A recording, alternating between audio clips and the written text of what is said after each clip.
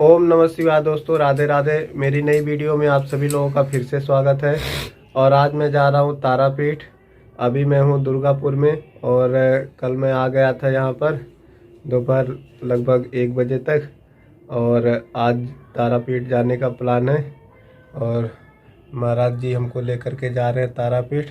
और आज हम इन्हीं के आश्रम में यहाँ रुके हुए थे और आपको दर्शन करवाएंगे आज सिद्ध पीठों में से तारापीठ के। दोस्तों, बंगाल की पहचान ही महाकाली क्षेत्र के रूप में हो चुकी है। यहाँ के लोग सदियों से शक्ति उपासक रहे हैं। यही कारण है कि घर घर शक्ति देवी काली दुर्गा की पूजा की जाती है। राजधानी कोलकाता में काली घाट और दक्षिणेश्वर मंदिर इसका प्रमाण है। तो वहीं रामकृष्ण परमहंस और मां शारदा की तप शक्ति से हम सभी परिचित हैं। जब आप कोलकाता आते हैं तो इन दो जगहों पर जरूर जाना होता है। आध्यात्म में इंटरेस्ट हो या ना हो, यहाँ की संस्कृति को महसूस करने के लिए आध्यात्मिक जगहों का दौरा आवश्यक हो जाता है।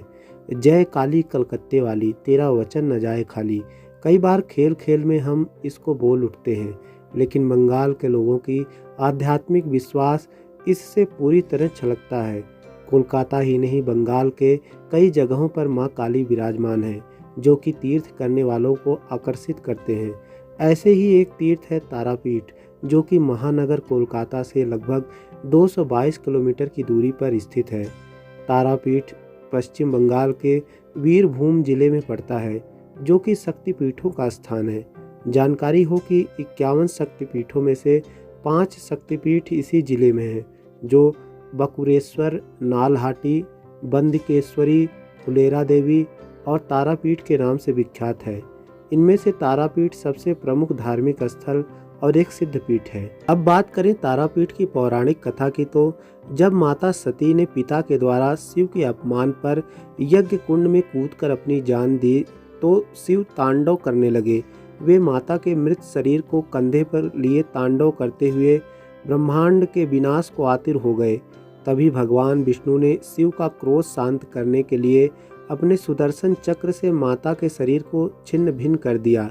ऐसे में माता सती के शरीर के अंग देश के विभिन्न भागों में जाकर गिरे। हिंदुओं के इस महातीर्थ में माता सती के आँख की पुतली का तारा गिरा था। यही कारण है इसका नाम तारापीठ के रूप में हुआ। तारापीठ राजा दशरथ के कुल पुरोहित वशिष्ठ मुनि का सिद्धासन भी है। बताया जाता है कि प्राचीन काल में महर्षि वशिष्ठ यहाँ माँ तारा की आराधना करके सिद्धियां प्राप्त की थी। उस समय उन्होंने मंदिर का निर्माण करवाया था, लेकिन कालांतर में वे मंदिर जमीन के नीचे धंस गया। बाद में जयव्रत नामक एक व्यापारी ने इसे फिर से बनवाया।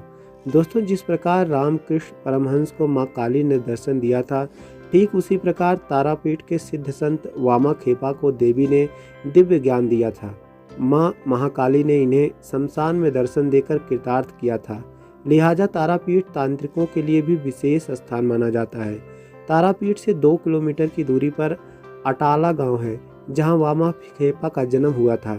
गरीबी और विपत्ति से जूझते हुए उन्होंने मां की आराधना की और अल्पायु में सिद्धि प्राप्त की।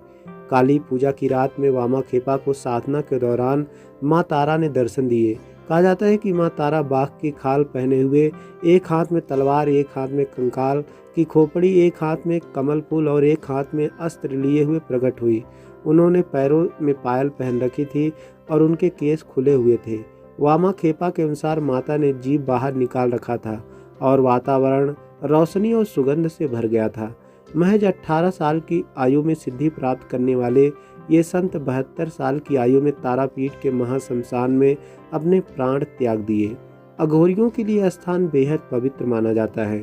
तारापीठ मुख्य मंदिर के सामने ही महाशमशान है। दिलचस्प बात यह है कि यहाँ की द्वारिका नदी दक्षिण से उत्तर की दिशा में बहती है, जबकि भारत की अन्य नदियाँ उत्तर से दक्षिण की ओर बहती हैं। तारापीठ मंदिर तथा माता के चमत्कार को लेकर कई कहानियाँ मौजूद हैं। तंत्र साधना के लिए इस स्थान को उपयुक्त बताया गया है। महाशमशान में ही यहाँ तारा देवी का पादपद मंदिर है। ऐसी मान्यता है कि जो भी यहाँ आकर मनोकामना के लिए ध्यान करते हैं, उनकी मनोकामना जरूर पूरी होती है। यहाँ पर वामा खेपा सहित कई संतों की समाधियाँ हैं। इसके साथ ही आप यहाँ मुंड मालिनी भी जरूर देखें। कहा जाता है कि काली माँ अपने गले की मुंडमाला यहीं रखकर द्वारिका नदी में स्नान करने के लिए जाती हैं। यह भी एक शमशान स्थल है। अब बात करें मंदिर की संरचना की, तो ये मीडियम साइज का मंदिर है जिसकी दीवार संगमरमर से सजाया हुआ है। इसकी छत ढलान वाली है जिसे डोचाला कहा जाता है। इसके प्रवेश द्वार पर जो नक्काशी की गई है वह बेहद आकर्षक जान पड़ती है। मंदिर में आदि शक्ति के कई रूपों को दिखाया गया है। देवी की 3 आँखों को यहाँ देखा जा सकता है जिसे तारा भी कहा जाता है। साथ ही भगवान शिव की प्रतिमा भी यहाँ मौजूद है। गर्भगृह में माँ तारा का निवास है। यहाँ एक 3 फीट की धातु निर्मित मूर्ति है। माँ तारा की मौलिक मूर्ति देवी की रौद्र और क्रोध रूप दिखाता है। इसमें माँ तारा को बाल शिव को दूध पिलाते दर्शाया गया है। बता दें कि यह मंदिर सुबह 4:30 बजे खुल जाता है। जानकर हैरानी होगी कि यहाँ प्रसाद के तौर पर शराब भी पेश किया जाता है। तांत्रिक साधु इसे न केवल माता को चढ़ाते हैं बल्कि पीते भी हैं। इतना ही नहीं, यहाँ पर रोज जानवरों की बलि भी दी जाती है। तंत्र शक्ति को मानने वालों के लिए कामाख्या की तरह तारापीठ का महत्व है। शमशान में जलने वाले शव का धुआं तारापीठ मंदिर के गर्भगृह तक, जिसके कारण से इसका महत्व और बढ़ जाता है। तारापीठ आने से तांत्रिकों के लिए सिद्धि प्राप्त करना बेहद आसान हो जाता है। मंदिर के निकट स्थित प्रेतशिला में लोग पितरों की आत्मा की शांति के लिए पिंडदान करते हैं। मान्यता है कि यहाँ भगवान राम ने भी अपने पिता का तर्पण और पिंडदान किया था।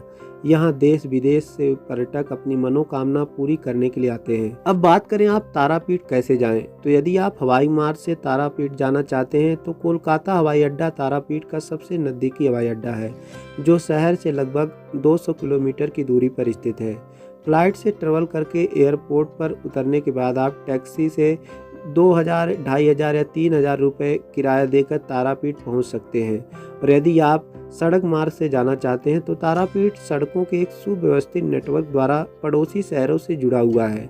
राज्य और निजी बसें अन्य शहरों से तारापीठ को जोड़ती हैं। और यदि आप ट्रेन से तारापीठ की यात्रा का प्लान बना रहे हैं तो यहाँ का तारापीठ रोड रेलवे स्टेशन यहाँ का नज़दीकी रेलवे स्टेशन है।